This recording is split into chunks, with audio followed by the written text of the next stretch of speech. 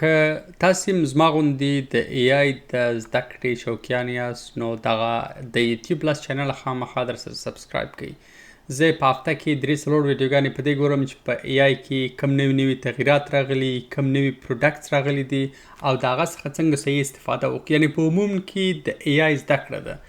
اول چینل چې ده د سندیپ سوادیا ده او بیا د جیفسو چې ده پخوا په ګوګل کار کوي، اوس ښه ویډیوګانې په هفته کې یا 2 هفتو کې یوه ویډیو د AI اړوند جوړوي او یا د پروډکټیویټي اړوند ښه صحیح وخت په تېروي او ښه خوندور ویډیوګانې جوړوي. او ترڅنګ یې دی د فری ټمپلیټس لري که چیرې تاسې نوشن یا نور پروډکټیویټي ټول څخه استفاده کوئ نو دا را ډاونلوډولی سئ.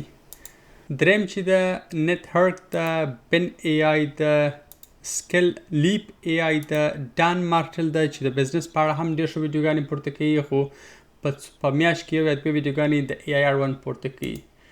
د ټینا د اکثره د دې ویډیوګانې یوټیوب چینلونو څخه پلی لیست لري چې پلی لیست ته ورسئ وروی تاسې یو کورس انتخابولی سئ. مثلا که ته غواړې د AI فنډامنټل باندې ځان پوه کړې دغه پلی لیست انتخابوې او هغه ویډیوګانې ټول درته راولي.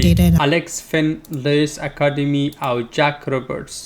د دې لس یوټیوب چینلو ښه والی دا ده چې ډېرې په میاشت کې یوه ویډیو پورته کوي، ډېرې په هفته کې پورته کوي. یعنې ته که چیرې په هفته کې 3 ویډیوګانې وګورې ته خامخا د AI په آخرني خبرو، ماډلونو یا تغییراتو باندې پوهېږې او اکثره یې بیخي تا ته په عملي ډول درښیي. یاره ویډیو یې تقریبا 15-20 څخه تر ساعتو پورې وخت نیسي. چیرې ته بیخي په پښتو نه پوهېږې ځینې ویډیوګانې کولی سې